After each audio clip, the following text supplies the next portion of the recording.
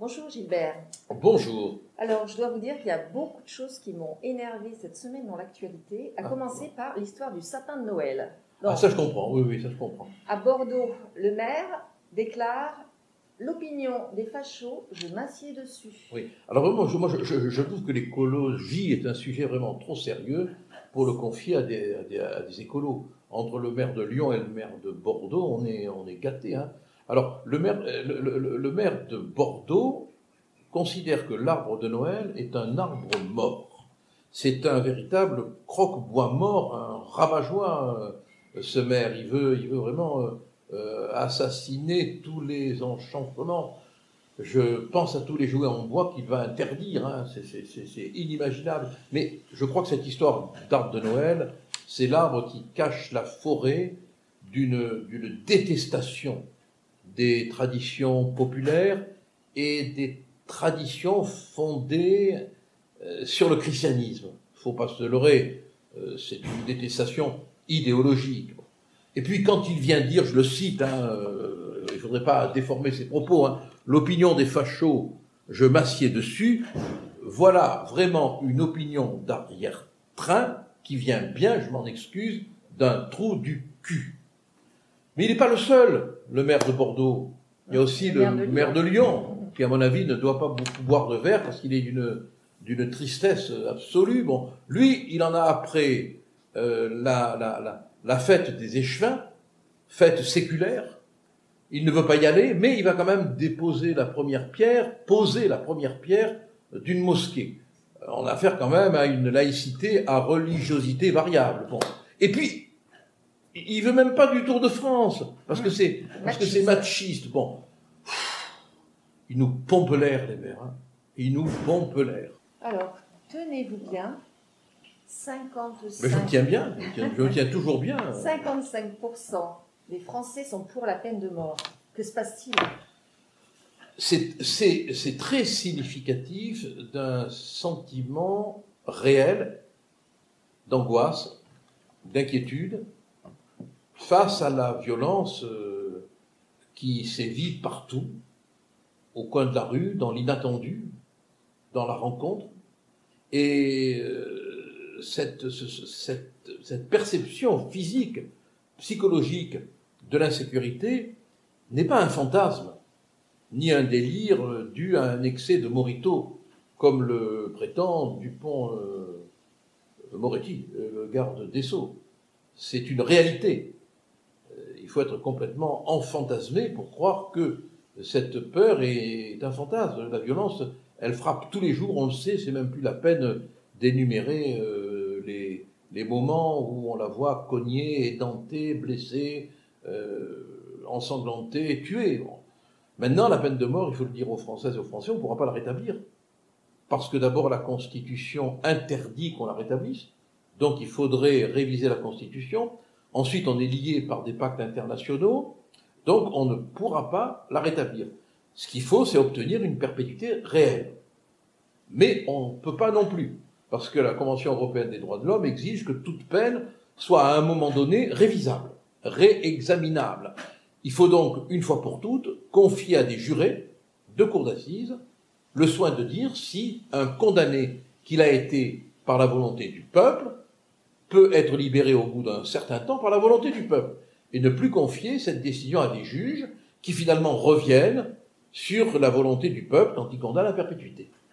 Donc plus de participation démocratique. Bien évidemment, ça me paraît... Mais arrêtons de raconter qu'on pourra rétablir la peine de mort, il faut une révision de la Constitution. En réalité, il faut des peines perpétuelles. Si on veut l'amender, il faut qu'on retourne devant un juge. Réduit, pas forcément composé de tous les jurés habituels, mais il faut passer devant le peuple pour défaire ce que le peuple a fait. Alors, je lis aussi dans la presse, selon un rapport parlementaire... Quelle semaine, hein, quelle putain de semaine. Un fondateur de Daesh a touché des allocations de la CAF. Oh mais, où va-t-on, Gilbert Collin ? Oui, on ne sait pas que dire, quoi. Voilà, effectivement, un fondateur de Daesh a touché des allocations de la CAF, voilà. Et on apprend en même temps, notamment par Charles Prat, que la fraude aux prestations sociales avoisine les 30 milliards d'euros par an. je veux dire, des salles de réanimation, on pourrait quand même en construire. Bon, et puis, on se demande à ce niveau si c'est de l'incompétence ou de la complicité incompétente. Voilà.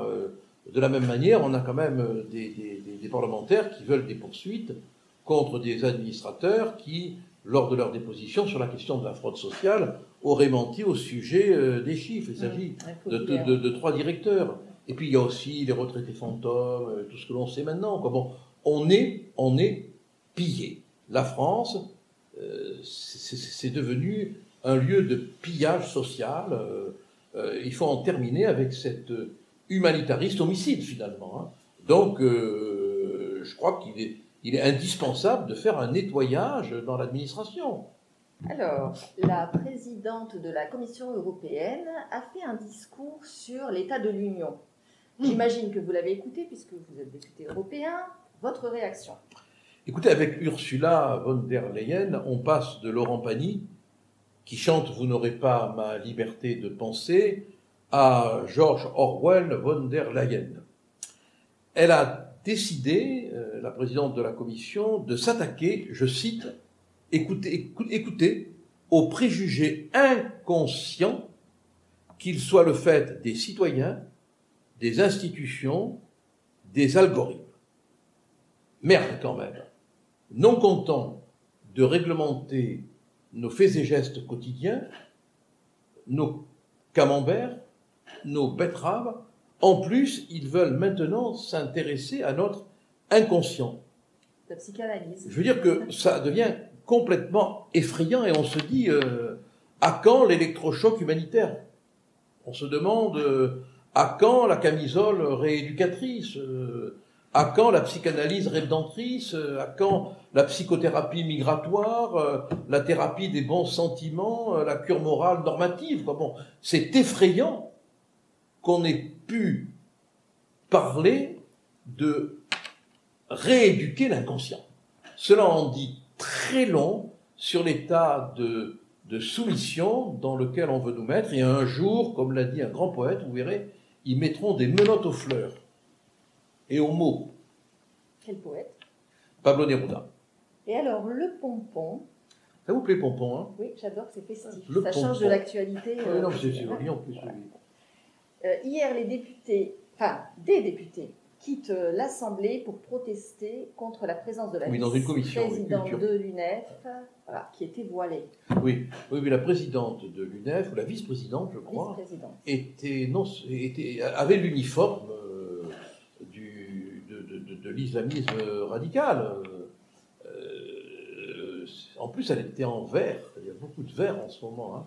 C'est une couleur très répandue. Bon, moi, je comprends que les députés soient partis, que certains députés soient partis, parce qu'on n'a pas accepté dans l'enceinte républicaine cette espèce d'uniforme de propagande politico-religieuse dont on sait qu'il est d'abord l'expression d'un extrémisme politico-religieux islamiste et qu'il est ensuite l'expression d'une soumission archaïque, arriérée du corps et de l'esprit de la femme.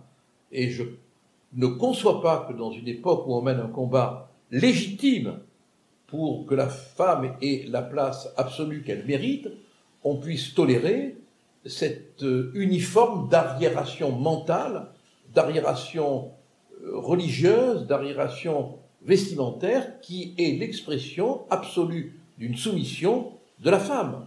Et ce, en même temps que, dans les pays musulmans, des femmes et des hommes courageux, ou courageuses, hein, pour que le masculin ne l'emporte pas sur le féminin, se battent pour que ce vêtement ne soit plus imposé. Donc, ils mériteraient, ces hommes et ces femmes, qu'on soit solidaires de leur combat. Les députés qui sont partis l'ont fait, ceux qui sont restés sont complices.